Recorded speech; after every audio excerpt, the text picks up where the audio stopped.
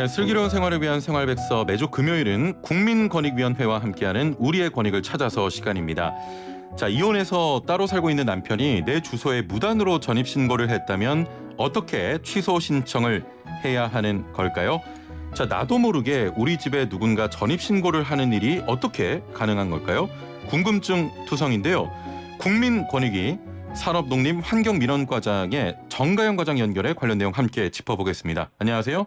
안녕하세요. 예. 과장님, 저 이거 네네. 대본 잘못된 줄 알았어요. 아니, 저희 라디오에 예. 양담소라는 프로그램이 있는데 예. 거기에 내보내야 될 주제 같은데. 아, 자, 이혼한 전 남편이 그것도 따로 살고 있는데 우리 집에 전입신고를 했다니 이게 저 무슨 사연입니까? 예, 그 설명한 그대로인데요. 예, 예. 전 남편이 이 민원인 모르게 이분 주소지에 단독 세대로 전입신고를 한 겁니다. 예, 예. 근데 이분은 이 사실을 전입신고 후에 1년이 지난 상황에서 알게 된 거거든요. 예. 그래서 이거를 해결해 달라고 민원을 신청하신 겁니다. 이런 민원도 해결하세요? 예.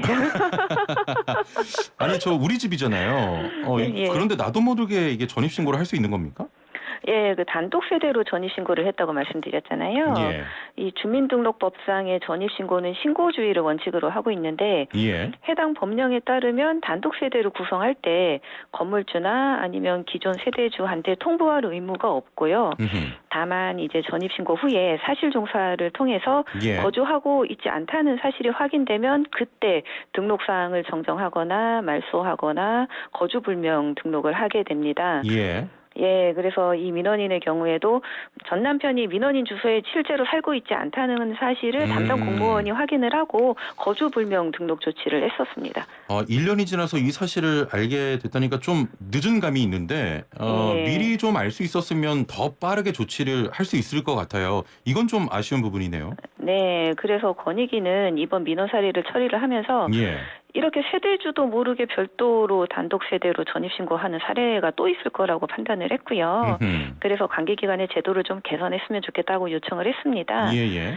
예, 그래서 지금은 신규로 전입신고가 되면 전입신고가 되는 주소지의 세대주나 건물주 등의 전입 사실을 알 수 있도록 이 세대주 등에게 전입신고 사실을 휴대전화 문자로 통보해주는 제도가 신설돼서 예. 올해 6월부터 시행 중에 있습니다. 아하. 예, 이 신청을 직접 하셔야 되는데요. 예. 이 통보 서비스는 세대주, 건물 소유자, 임대인이 주민등록표 등본이나 건물 등기부 등본, 예. 임대차 계약서 등을 지참해서 사전에 신청을 하시면 문자를 받으실 수 있습니다. 알겠습니다. 앞으로는 사전에 이런 황당한 상황을 막을 수 있겠습니다. 처음에 대본 잘못 들어온 줄 알고 굉장히 제가 당황했는데 아니었군요. 자, 시민들이 자주 이용하는 공공기관 중 하나가 바로 주민센터 아니겠습니까? 네네. 그래서 이제 민원도 상당히 많을 것 같은데 또 짚어볼 사례가 있을까요?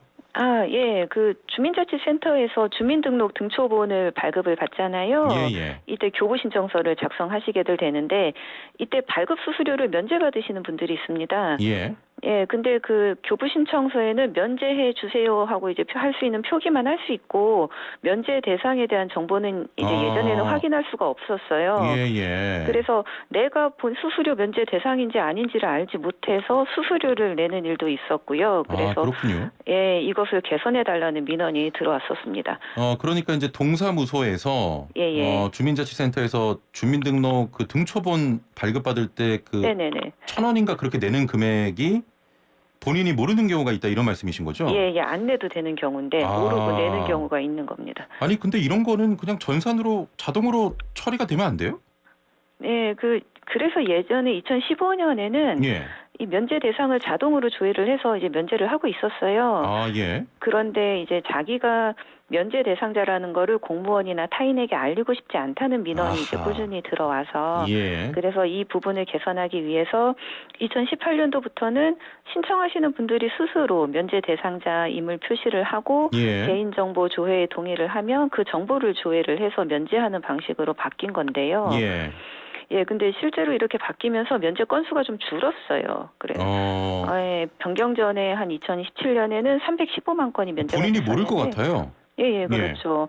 18년도 213만 건 줄어서 모르고 받는 분들이 많을 거로 예상이 돼서 그래서 이제 저희가 요것도 제도를 좀 개선을 해달라고 이제 요청을 좀 드렸었습니다. 예. 그래서 올해부터는 수수료 문제 대상 쉽게 알 수 있게 신청서가 개정돼서 시행되고 있습니다.